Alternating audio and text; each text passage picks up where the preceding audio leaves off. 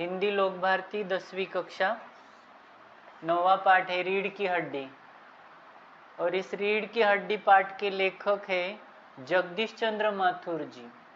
अब इस पाठ के शीर्षक से हमें यह पता चलता है कि रीढ़ की हड्डी हम उसे मराठी में पाठीचा कणा असं म्हणतो और उसे इंग्लिश में बैकबोन कहते हैं। अब रीढ़ की हड्डी यह एक नाटिका है। क्या है? नाटिका, नाटक, नाटिका। और इस नाटिका के लेखक जगदीश चंद्र माथुर जी है। अब इस नाटिका को शुरू करने से पहले हमें इनका परिचय लेना जरूरी है। जगदीश चंद्र माथुर जी का जन्म 1917 बुलंदशहर उत्तर प्रदेश में हुआ और इनकी मृत्यु 1978 में हुई। 1978 में इनकी मृत्यु हो गई। इनकी आयु निकाली जाए तो 8 में से 7 गया 1 और 7 में से 1 गया 6। 61 साल के थे वे। मृत्यु के पश्चात वे कितने साल के थे? 61 साल के। कौन? जगदीश चंद्र माथुर जी, जिन्होंने रीढ़ की हड्डी इस नाटिका को लिखा हुआ है। अब इनका परिचय दिया जाए तो जगदीश चंद्र माथुर जी एक वरिष्ठ साहित्यकार और संस्कृति पुरुष थे। ये साहित्यकार थे, हिंदी साहित्य के साहित्यकार। अब साहित्यकार बोले तो क्या होता है? जो भाषा, इस विषय को लेकर जो कुछ लेख लिखते हैं उन्हें साहित्यिक बोलते हैं और उन्हें साहित्यकार कहा जाता है। इंग्लिश में उन्हें लिटरेचर, साहित्य को लिटरेचर कहते हैं और लिखने वाला जो राइटर होता है वो।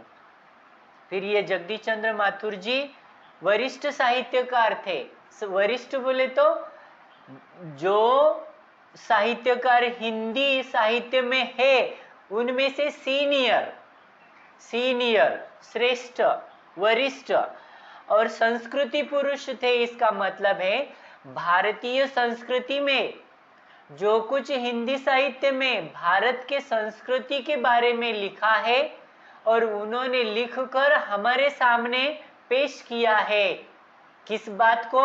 संस्कृति के बात को हमारे सामने उनके साहित्यों में लिखकर हमारे सामने पेश किया है, इसलिए उन्हें संस्कृति पुरुष कहा गया। फिर दोबारा दोहराया जाए तो जगदीश चंद्र माथुर जी वरिष्ठ साहित्यकार थे और वे संस्कृति पुरुष थे। आपने आकाशवाणी में काम करते हुए हिंदी को लोकप्रिय बनाने के महत्वपूर्ण योगदान दिया। इन्होंने तो बहुत सारे साहित्य लिखे, लेख लिखे हैं। इस पश्चात इन्होंने आकाशवाणी पर भी कार्य किया है। आकाशवाणी रेडियो है ना, रेडियो पर इन्होंने एक केंद्र चलाया हिंदी का प्रचार प्रसार करने के लिए। हिंदी साहित्य की गरिमा को लोगों तक पहुंचाने के लिए उन्होंने आकाशवाणी पे कार्य किया है और वे लोकप्रिय बने भी है। वे खुद तो लोकप्रिय बने हैं और उनके महत्वपूर्ण कार्यों का योगदान देकर वे लोकप्रिय बने। उनके कार्य भी लोकप्रिय बने। कहां पर? आकाशवाणी पर। आप प्रसिद्ध नाटककार के रूप में प्रतिष्ठित है। अब जगदीश चंद्र माथुर जी का नाम लोकप्रिय किस लिए है कि वे एक प्रसिद्ध नाटककार है, नाटक लिखने वाले साहित्यकार है। कौन? जगदीश चंद्र जी माथुर। अब इन्होंने, ये हो गया इनका परिचय। अभी इन्होंने क्या क्या रचनाएं की है, उन्होंने कौन सी कृतियां की है, इनके बारे में यहाँ पर उनकी लिस्ट दी हुई है। कोणार्क, पहला राजा, भोर का तारा, शारदिया आदि इनकी प्रमुख कृतियां है। अभी यह गद्य है, नाटक गद्य होता है। पद्य बोले तो हमें मालूम है ना, जिसे कविता बोलते हैं उसे पद्य कहा जाता। फिर इस गद्य संबंधी प्रस्तुत एकांकी में जगदीश चंद्र माथुर ने स्त्री शिक्षा के महत्व को दर्शाया है। स्त्री शिक्षा के महत्व को उन्होंने दिखाया है। एकांकी का मतलब क्या होता है? इसमें एक ही अंक होता है। बहुत बड़े बड़े नाटक होते हैं, उनमें एक से ज्यादा अंक होते हैं।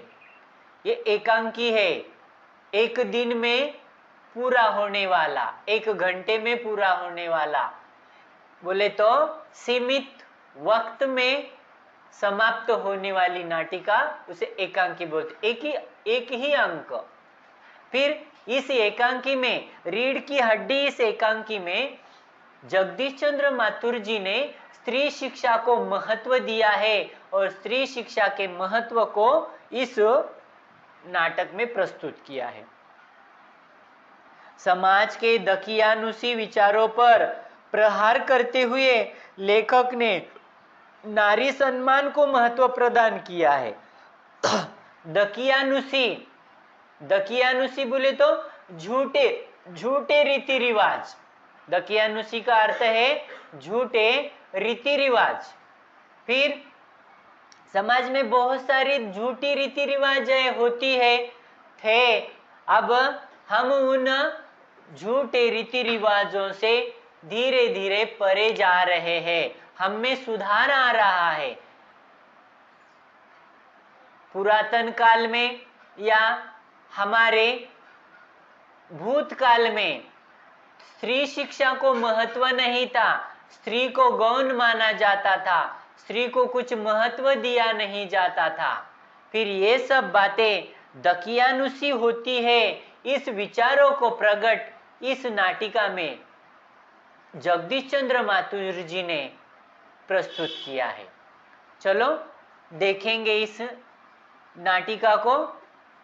सर्वप्रथम हमें यहाँ पर पात्र परिचय लेना है। उमा सुशिक्षित युवती है, लड़की, तरुणी। क्या नाम है उनका? उमा। सुशिक्षित, उन्होंने अच्छा खासा अपना शिक्षण पूर्ण किया हुआ है, अपनी अच्छी खासी पढ़ाई पूर्ण की हुई है, उमा नाम की लड़की। रामस्वरूप, उमा के पिता होते हैं। उमा के कौन है वे? रामस्वरूप पिता। प्रेमा, उमा की माता जी है, प्रेमा। शंकर एक युवक है, गोपाल प्रसाद शंकर के पिता है। और रतन नाम का रामस्वरूप का नौकर है। कितने पात्र है? 1 2 3 4 5 और कुल मिलाकर 6 पात्र है। उमा कौन है? युवती है, सुशिक्षित युवती है। रामस्वरूप कौन है? उमा के पिता। प्रेमा कौन है? उमा की माता। और गोपाल शंकर, शंकर कौन है? एक युवक है जो शादी के लिए उमा को देखने आता है, लड़की देखने आता है, युवक है, तरुण है। और शंकर के पिता का नाम गोपाल प्रसाद है। और उनके ही घर में रतन नाम का रामस्वरूप जी के घर में, उमा के घर में, प्रेमा के घर में रहने वाला नौकर है। इतने 6 कुल मिलाकर पात्र परिचय। पात्रों में यह नाटिका को पेश किया गया है। फिर देखेंगे क्या है। कमरा है, एक कमरा है। अब कमरे के भीतर की दृश्य को यहाँ पर प्रकट किया है। एक कमरा है, अंदर के दरवाजे से आते हुए जिन महाशय की पीठ नजर आ रही है वह अधेड़ उम्र के है। एक कमरा है, अंदर के कमरे में से एक कमरे में आ रहा है एक इंसान। फिर पीठ की बल आ रहा है। पीठ की बल कब आते हैं? हम कौन सी भारी चीज अगर उठा के लाते, एक इंसान आगे की तरफ पकड़ता है, दूसरा इंसान इस तरफ पकड़ता है, फिर दोनों भी एक तरफ मुंह करके चल सकते क्या? नहीं, एक को पीठ के बल चलना पड़ता है, एक को मुंह के बल चलना पड़ता है। एक अधेड़ उम्र का इंसान कमरे की ओर बढ़ रहा है। अधेड़ बोले तो आधी उम्र का। एक तख्त को पकड़े हुए कमरे में आते हैं, कमरे में आ रहे हैं। तख्त बोले तो बैठने का एक बेड टाइप होता है, वह बिछाना टाइप होता है। तख्त को पकड़े हुए कमरे में आते हैं। तख्त का दूसरा सिरा उनके नौकर ने पकड़ा रखा हुआ है। अभी मैंने कहा ना, एक ने मुंह के बल पकड़ा हुआ है और एक ने एक आ रहा है मुंह की बल और एक आ रहा है पीठ के बल। हाँ, तो तख्त को पकड़े हुए आते हैं। अब पहला पात्र आ रहा है राम स्वरूप। राम स्वरूप ने कहा, अबे धीरे धीरे चल, अब तख्त को उधर मोड़ दे। उधर तख्त के रखे जाने की आवाज आती है। फिर अब मालिक है, नौकर को अबे तुबे के ही भाषा बोलने वाले मालिक होते हैं। क्या बोल रहा है? तेजी से आ रहा होगा। तेजी से कब आते हैं? जब हमें बहुत वजन होता है, तब तेजी से आके कब ले जाके कब पटक देना, ऐसे मालूम होता है। तब राम स्वरूप कहते हैं, अबे धीरे धीरे चल। चलने के बाद मंदिर कमरे में आते हैं और राम स्वरूप और बोलते हैं, अब तख्त को उधर मोड़, मीन्स घुमा। हाँ, फिर वे दोनों मिलकर उस तख्त को रखते हैं, रखने की आवाज आती है। रतन ने कहा, बिछा दे साहब। अब रतन उनका नौकर, राम स्वरूप जी का नौकर क्या बोल रहा है? अब हम लोगों ने तो तख्त रख दिया है, अब बिछा दे क्या? तब राम स्वरूप ने कहा जरा तेज आवाज में, जोर से, और क्या करेगा? बिछाएगा नहीं तो क्या करेगा? परमात्मा के यहाँ अक्ल बट रही थी तो तू क्या देर से पहुंचाता क्या? अब ये कहावत है, बुद्धू लोगों को ऐसे ही कहते हैं कुछ लोग। जब भगवान अकल बांट रहा था तब क्या तू गया नहीं था क्या? या देर से गया था क्या? अकल बांटनी खत्म हो गई थी क्या? अकल नाम की चीज वहां बांटने बांटते बांटते सब बट गई थी क्या? तू देर से गया था क्या? बिछा दू साहब बोल के पूछ रहा है। और यह पसीना किस लिए बहा आया है? क्या खाली तख्त रखने के लिए बहा आया है क्या? ऐसे जोर की आवाज से चिल्लाते हैं। राम स्वरूप चिल्लाते हैं किसको? रतन नाम के नौकर को। रतन ने कहा, तख्त बिछाता है। तख्त बिछा देता है बेचारा। कौन? रतन तख्त बिछाता है। ही अब क्या करेगा बेचारा? हंसेगा नहीं तो क्या रोएगा क्या? हंस रहा है, मालिक गालियां दे रहा है तो भी हंस रहा है। राम स्वरूप ने कहा, दरी उठाते हुए, और बीबी जी कमरे में से हारमोनियम उठा ला और सितार भी। अब आज्ञा कर रहे हैं राम स्वरूप। किसे? प्रेमा जी को। प्रेमा जी कौन है? राम स्वरूप की बीवी, पत्नी, और उमा की कौन? माता। क्या आदेश कर रहे हैं? तुम क्या करो बीवी जी? उठा लाओ हारमोनियम। हारमोनियम बोले तो हम पेटी बोलते हैं ना, पेटी। वो हारमोनियम लेके आओ और वो सितार भी लेके आओ। जल्दी जा। रतन जाता है। पति पत्नी तख्त पर दरी बिछाते हैं। दरी बोले तो हम बेडशीट बोलते हैं ना उसे, वो बिछाते दोनों मिलकर पति। क्यों रे? क्योंकि उनकी बिटिया को लड़का देखने आ रहा है आज।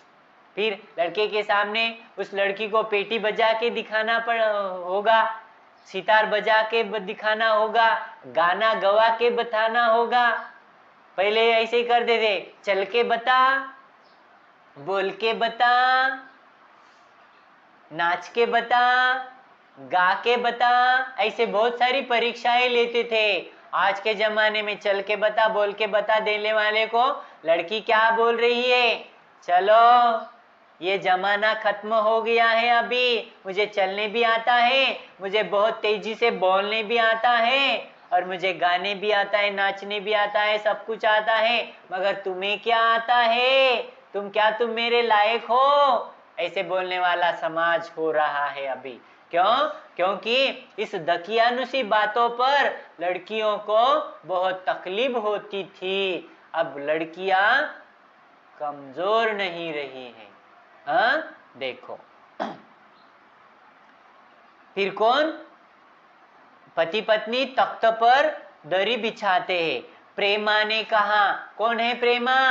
राम स्वरूप की पत्नी। प्रेमा ने कहा, लेकिन वह तुम्हारी लाडली बेटी उमा तो मुंह फुलाए बैठी है ना।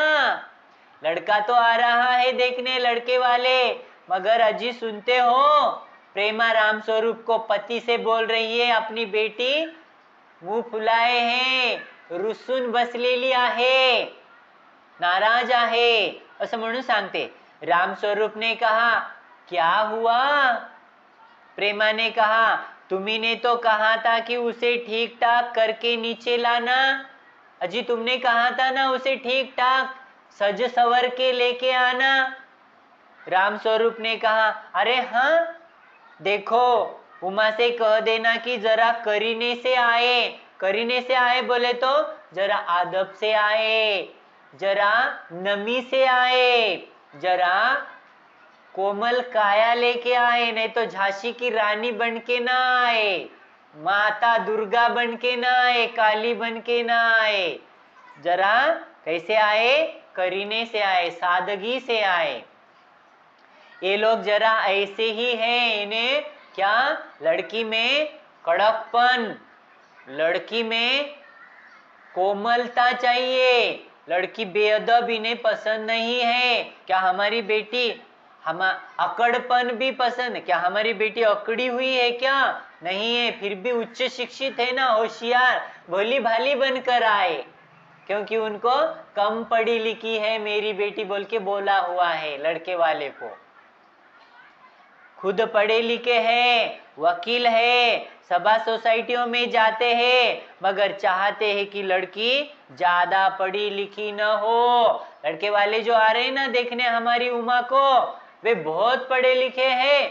उनकी खानदान में ये भी वकील है, सभा समारंभों में जाते हैं, उठ बैठते हैं, मगर इनको लड़की जो ब्याह कर ले जानी है वो कम पढ़ी लिखी उन्हें चाहिए।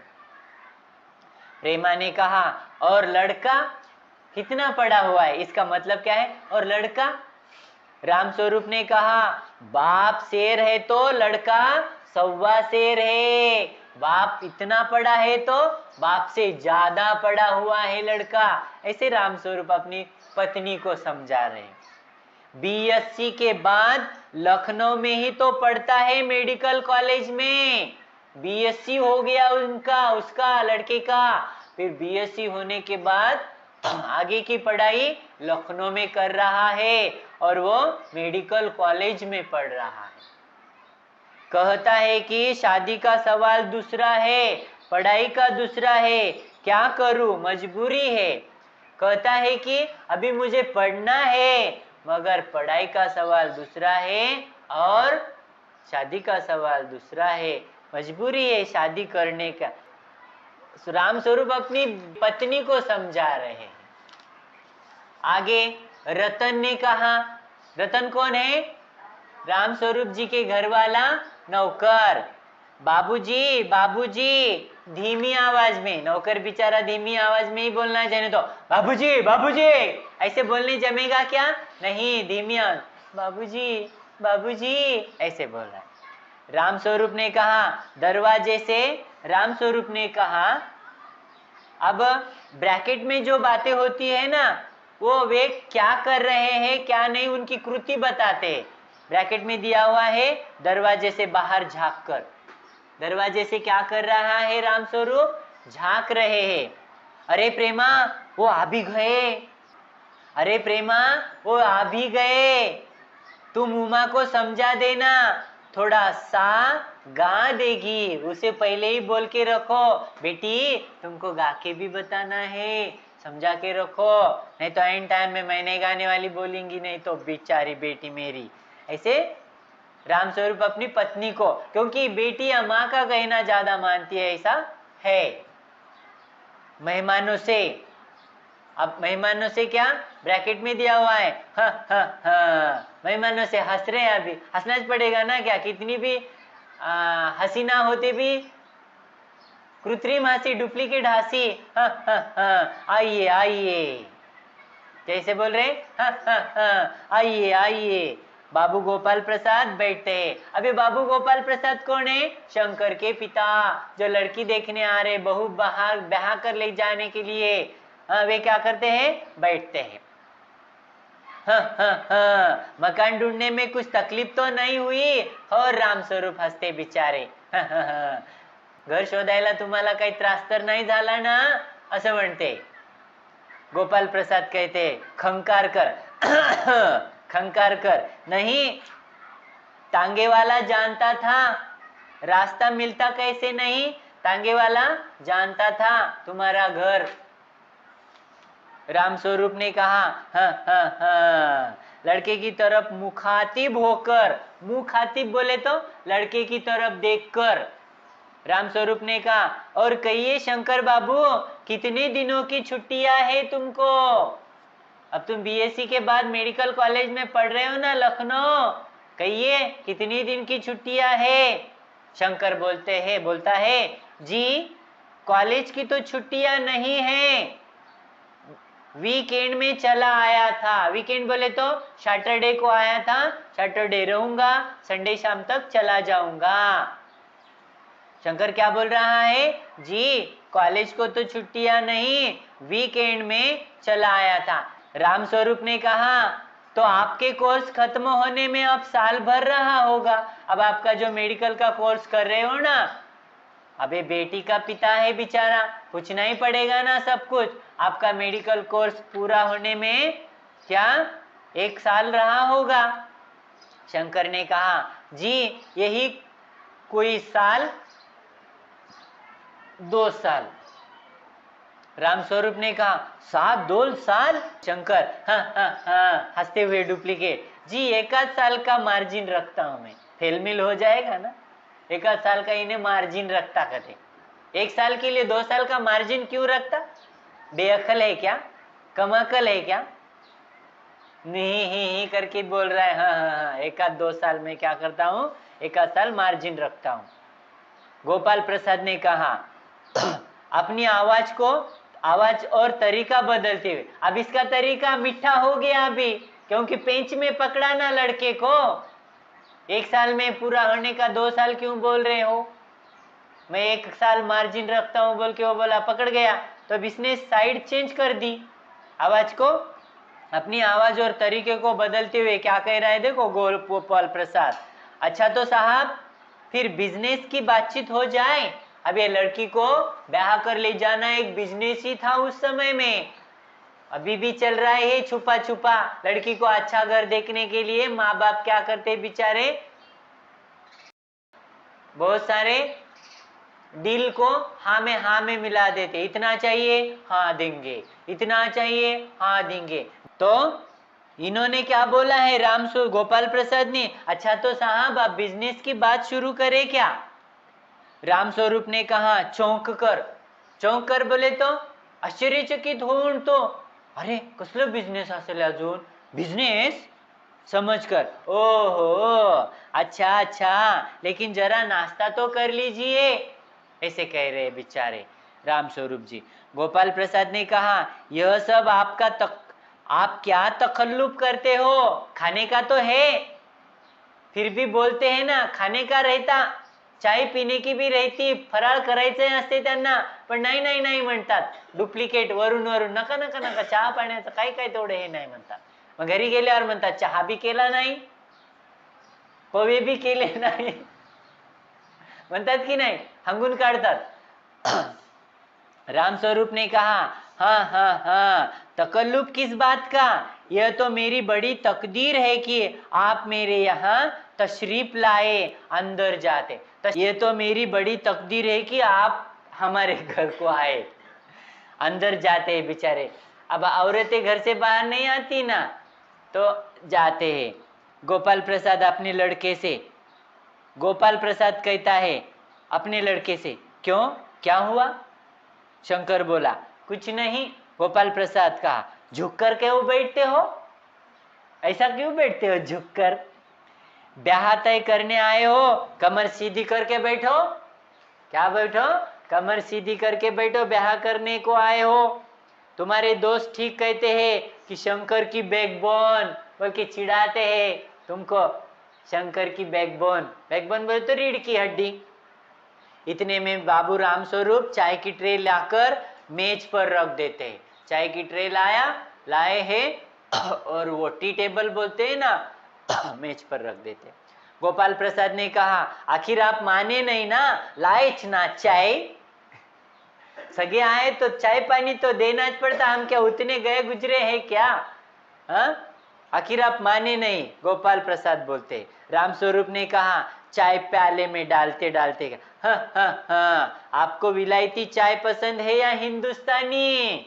आपको परदेशी चहा पाहिजे का हिंदुस्तानी पाहिजे आवडते? असं रामस्वरूपने पूछा है। किसको? सगों को। गोपाल प्रसाद ने कहा नहीं नहीं साहब, मुझे आधा दूध और आधी चाय दीजिए और जरा चीनी भी ज्यादा डालिएगा। बोले तो ये मीठा गुड़, मीठा बोल बोलकर खाने वाला चाहिए। अब कोई कोई कम शक्कर खाते, डायबिटीज पेशेंट होते हैं, तो ये वैसा नहीं है बिचारा। आधी चाय होना, आधा दूध, अर्ध्याला अर्ध दूध आणि अर्धी साखर, आणि त्यामध्ये साखर जास्त पण पाहिजे म्हणे। आपण बिचारे गरीब असलेले काय करतो? एवढं मोठं भगुन घेतो, आदरा तांब्या पाणी वततो आणि एक कप चहा दूध वतता आणि साखर पत्ती टाकता। आजकाल कोणी तसं करणार, पण एक म्हणायलो करतात बी। परिस्थितीनुसार जगावं लागतं आपल्याला। नाही आला सोयरा घट दुधाचा चहा दिला, नाही, खोटे नाटक दाखवायचंच नसते। शंकर ने कहा खंकार कर, शंकर ने कहा खंकार कर, सुना है सरकार अब ज्यादा चीनी वालों पर टैक्स लगाएगी। अब शंकर बोल उठा, बोले तो कितना नॉलेज है कि इसको लगा बोल के, ज्यादा चीनी लेने वाले को सरकार टैक्स लगाएगी, चीनी ज्यादा जो जो खरीदेंगे उनको टैक्स लगाएगी। गोपाल प्रसाद ने कहा चाय पीते हुए सरकार जो चाहे सो कर ले, पर अगर आमदनी करनी है तो सरकार को बस एक ही टैक्स लगाना चाहिए। आमदनी करनी है तो चीनी पर नहीं टैक्स लगाना चाहिए, फिर सरकार चीनी पर टैक्स लगाएगा तो लोग चीनी कम खरीदेंगे, फिर सरकार की आमदनी क्या हो जाएगी? कम हो जाएगी। रामस्वरूप शंकर को प्याला पकड़ाते हुए, शंकर को प्याला देते ना अब नवरदेवाला द्यायले, वह क्या क्या वह क्या जो गोपाल प्रसाद ने बोला है ना, सरकार को अगर आमदनी बढ़ानी हो तो सर टैक्स फिर एक ही बात पर लगानी चाहिए। कौन सी? गोपाल प्रसाद ने कहा खूबसूरती पर टैक्स। रामस्वरूप और शंकर हंस पड़ते, हाँ हाँ हाँ हाँ, मजाक नहीं साहब, ऐसा टैक्स है जनाब कि देने वाले चू भी नहीं करेंगे। मजाक नहीं साहब, एक ऐसा टैक्स है जनाब कि देने वाले चू भी नहीं करेंगे, दे ही देंगे। रामस्वरूप ने कहा जोर से हंसते हुए, वाह वाह, खूब सोचा आपने, वाकई आजकल खूबसूरती का सवाल भी बेडब हो गया है। हम लोगों के जमाने में तो यह कभी उठता भी न था। तस्तरी गोपाल की तरफ बढ़ाते हुए, लीजिए बोल के। तस्तरी, चाय की तस्तरी, कबशी। गोपाल प्रसाद ने कहा समोसा उठाते हुए, समोसे की तस्तरी है शायद, समोसा उठाते हुए, कभी नहीं साहब, कभी नहीं। हमारे जमाने में खूबसूरती को उतना हम नहीं देते थे, हम लड़की को देखने तक नहीं जाते थे, हमारे मम्मी पापा ही लड़की को देखते थे। रामस्वरूप ने शंकर की तरफ मुखातिब होकर, आपका क्या ख्याल है शंकर बाबू, तुम खूबसूरत लड़की चाहते हो या बदसूरत लड़की चाहते हो? ये कहने का मतलब है, मैं कह रहा हूं, उन्होंने नहीं कहा। रामस्वरूप ने कहा क्या? नहीं, मैं कह रहा हूं। क्या कहा? आपका क्या ख्याल है? शंकर ने कहा किस मामले में? रामस्वरूप ने कहा यही कि शादी तय करने में खूबसूरती का हिस्सा कितना होना चाहिए। हाँ, दूल्हा भी खूबसूरत, दुल्हन भी खूबसूरत होनी चाहिए। नहीं, शंकर को पूछा आपका ख्याल क्या है, किस मामले में? तो रामस्वरूप बोलते शादी में खूबसूरती का हिस्सा। गोपाल प्रसाद बीच में ही, यह बात दूसरी है बाबू रामस्वरूप, मैंने आपसे पहले भी कहा था, लड़की का खूबसूरत होना निहायत जरूरी है, और जायचा तो मिल ही गया होगा, जन्म पत्र तो मिल ही गया होगा। ये तो बात स्पष्ट है रामस्वरूप जी, मुझे लड़की, हमारे घर में जो लड़की ब्याह कर ले जाने वाले हैं हम ना, वो निहायत ही खूबसूरत होनी चाहिए, बहुत ही खूबसूरत होनी चाहिए। हमें बदसूरत या ऐसे कम खूबसूरत लड़की हम हमारे घर बहू बोल के ले जाने वाले नहीं है। ये हमारा 110% आपको सवाल है, जवाब है। और जन्म पत्र, लड़की उम्र में भी ज्यादा नहीं चाहिए, हमें कम उम्र की लड़की चाहिए, ऐसे वे कहते हैं। राम स्वरूप ने कहा, जी जायचे का मिलना क्या मुश्किल बात है, ठाकुर जी के चरणों में रख दिया है, भगवान के सामने ही मैंने मंदिर में रखा हुआ है, क्या जायचा जन्म पत्र, हाँ? बस खुद ब खुद मिला हुआ समझिए। अब जन्म कुंडली मिलना भी चाहिए, अगर लड़की ही खूबसूरत है और दोनों की जन्म कुंडली ही नहीं मिली तो वो भी हमें नहीं चलेगा। शंकर भी हंसता है मगर गोपाल प्रसाद गंभीर हो जाते। शंकर हंसता है मगर गोपाल प्रसाद डाउट लेकर गंभीर हो गए। किस लिए? गोपाल प्रसाद ने कहा, लड़कियों को अधिक पढ़ने की जरूरत नहीं है, सिलाई पुराई कर ले बस, लड़की ज्यादा पढ़ी लिखने की जरूरत नहीं है, सिलाई बुनाई कर ले, इतना ही बस काफी है। राम स्वरूप ने कहा, हाँ हाँ, मेज को एक तरफ सरका देते हैं, फिर अंदर के दरवाजे की तरफ मुंह कर जरा जोर से, अरे जरा पान भिजवा देना, आवाज देते हैं भीतर। उमा पान की तस्तरी अपने पिता को देती है, उमा अंदर से ही देती है। उस समय उसका चेहरा ऊपर को उठ जाता है, देते वक्त चेहरा ऊपर हो जाता है और नाक पर रखा हुआ सुनहरी सिम वाला चश्मा दिखता है। उमा को चश्मा है। ऐसे ऊपर चेहरा करने के बाद पान का डब्बा देते हो तो ऊपर चेहरा करने के बाद बाप बेटे को चश्मा दिखाई दिया, लड़की ने चश्मा पहना हुआ है। बाप बेटे चौंक उठते। गोपाल प्रसाद और शंकर एक साथ, चश्मा, दोनों के मुंह में से निकला, चश्मा दोनों के मुंह से निकला। अब उन्होंने वैसा बोला कि नहीं बोला कि मैं बोल रहा हूं ऐसा? राम स्वरूप ने कहा, जरा सब सकपका कर, म्हणजे तोतला तोतला बोलणे, म्हणजे गोष्ट टाळण्यासाठी। जी वह पिछले महीने में इसकी आंखें दुखने लगी गई थी। पिछले महीने में क्या हुआ था? इसकी आंखें दुखने लगी थी, सो कुछ दिनों के लिए चश्मा लगाना पड़ रहा है, परमानेंट नहीं है। इसकी आंखें दुखने लग गई थी, सो कुछ दिनों के लिए चश्मा लगाना पड़ रहा है। गोपाल प्रसाद कहा, पढ़ाई वढ़ाई की वजह से तो नहीं है ये चश्मा, क्योंकि उनको पढ़ी वाली लड़की नहीं चाहिए ज्यादा। राम स्वरूप ने कहा, नहीं साहब, वो तो मैंने अर्ज किया ना, आपको बोला ना मैंने आपको पहले से ही कि मेरी लड़की कम पढ़ी हुई है। गोपाल प्रसाद ने कहा, हूँ, बैठो बेटी। सासरा संतुष्ट होकर कुछ कोमल स्वर में, मीठी आवाज में, क्यों आप संतुष्ट हो गया? चश्मा देखा, चौंक गया, पढ़ाई की वजह से हो गया होगा बोल के। फिर उन्होंने कहा तो एक्टिंग बदल दी, बैठो बेटी बोल रहा है। राम स्वरूप ने कहा, वहां बैठ जाओ उमा, उस तख्त पर अपने बाजे वाजे के पास बैठो बेटा। उमा बाजे वाजे के पास बैठ जाती है।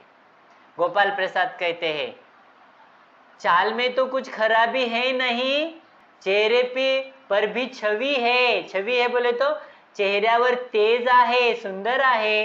हाँ, कुछ गाना बजाना सीखा है? राम स्वरूप ने कहा, जी हाँ, सितार भी और बाजा भी। सुनाओ तो उमा एकाध गीत सितार के साथ। पप्पा ऑर्डर करते, पिताजी क्या संदेश, पिताजी आदेश देते, क्या बोलते, बेटा सुनाओ, एक आध गीत सुनाओ। उमा सितार पर मीरा का मशहूर भजन मेरे तो गिरिधर गोपाल गाना शुरू कर देती है।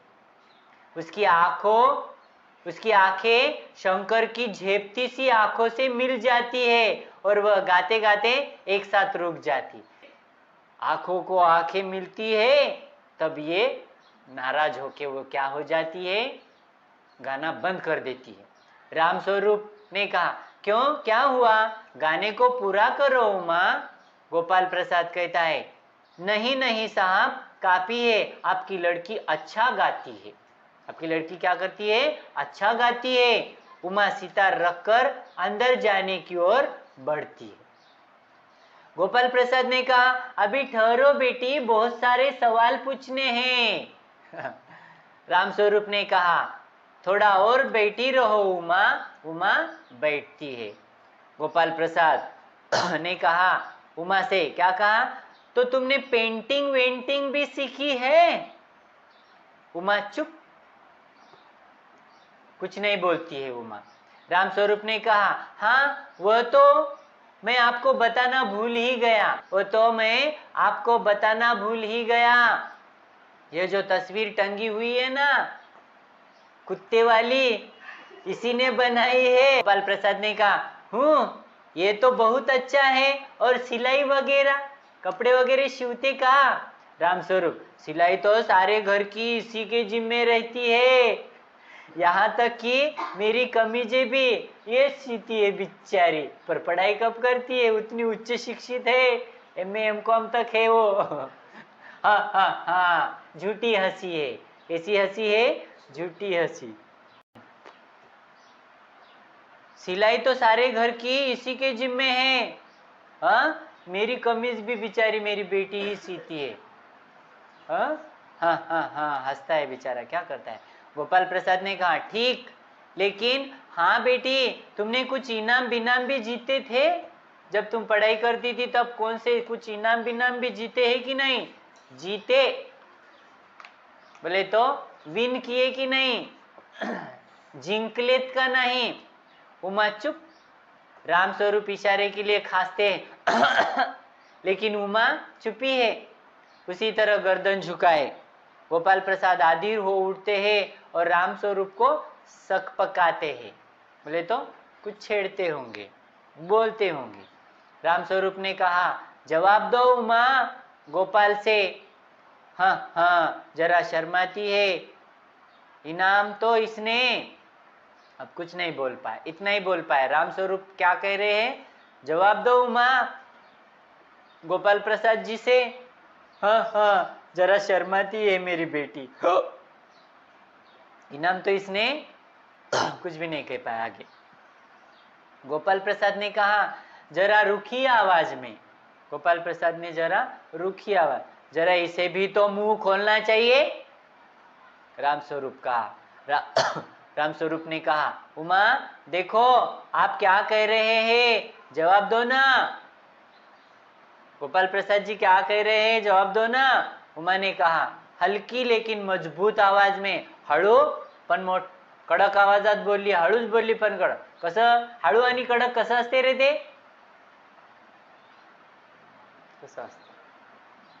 अभ्यास कर की ग, करायलो की. हळूच बोललं कडक बोलायलो ना, करायलो की. अजून काय पाहिजे? हल्की लेकिन मजबूत आवाज में, क्या जवाब दूं बाबूजी? जब कुर्सी मेज बिकती है तब दुकानदार कुर्सी मेज से कुछ नहीं पूछता, सिर्फ खरीदार को दिखला देता है। पसंद आ गई तो अच्छा, वरना चले जाता है वो खरीदार। कुर्सी खरीदने को दुकान में आया, क्या कुर्सी को कोई जवाब पूछता है क्या? तुम अच्छी हो ना, टूट तो नहीं जाओगी, ऐसे कोई पूछता है क्या? तो ये सब पसंद आए तो अच्छा, नहीं तो वरना। वरना का मतलब तो आगे समझ में आया होगा। रामस्वरूप ने कहा, चौंक कर खड़े हो जाते। अब इंसल्ट हो गया ना रामस्वरूप जी, रामस्वरूप चौंकर खड़े हो जाते. उमा उमा असं काय म्हणालीस गो, असं म्हणायचंय त्यांना. उमा ने कहा, अब मुझे कह लेने दीजिए बाबूजी. गोपाल प्रसाद ताव में आकर, गुस्से में आकर, बाबू रामस्वरूप, आपने मेरी इज्जत उतारने के लिए मुझे यहाँ बुलाया था, तुमने हमारी इज्जत काटने के लिए बुलाया था क्या तुमने? उमा ने कहा तेज आवाज में, जी हाँ, और हमारी बेइज्जती नहीं होती जो आप इतनी देर से नाप तोल कर रहे हो? गाने आता, बजाने आता, सिलाई आती, चश्मा पढ़ाई की वजह से हुई है ना? ऐसे ही तुम इतने सारे जो सवाल कर रहे हो, हमारी इज्जत नहीं है क्या? शंकर ने कहा, बाबूजी चलिए, बाबूजी चलिए. गोपाल प्रसाद ने कहा, क्या तुम कॉलेज में पढ़ी हो? रामस्वरूप चुप. अब आप कुछ नहीं बोल रहे पिता लड़की के. उमा ने कहा, जी हाँ, मैं कॉलेज में पढ़ी हूँ, मैंने बीए पास किया है, कोई पाप नहीं किया, कोई चोरी नहीं की, और न आपके पुत्र की तरह लड़कियों के हॉस्टल में ताक झांक कर कायरता दिखाई है. ऐसा ही एक महानुभव था ये शंकर, लड़कियों के हॉस्टल में खिड़कियों में से ताक झांक करता था, लड़कियों को देखता था, घूरता था, मार खाने के लायक काम करता है तुम्हारा लड़का।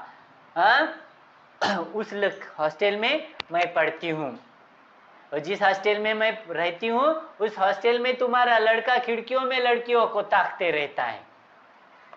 मुझे अपनी इज्जत, अपने मान का ख्याल तो है, लेकिन इनसे पूछिए कि ये किस तरह नौकरानी के पैरों में पड़कर अपना मुंह छिपाकर भाग गए थे। क्या मुझे अपनी इज्जत है, मैंने अपने मान का ख्याल है तो है, लेकिन इनसे पूछिए, मेरे हॉस्टल की नौकरानी के पैर पड़ पड़ के ये भाग गया, क्या किया उसको पूछ लो। राम स्वरूप ने कहा, उमा उमा इतना क्यों बोल रही हो बिटिया, नहीं बोलना। इसलिए तो गोपाल प्रसाद खड़े होकर गुस्से से, बस हो चुका बाबू राम स्वरूप, आपने मेरे साथ दगा किया। आपकी लड़की बीए पास है और आपने मुझे कहा था कि ये सिर्फ मैट्रिक तक पढ़ी हुई है। दरवाजे की ओर बढ़ते हैं, निकल जाते हैं।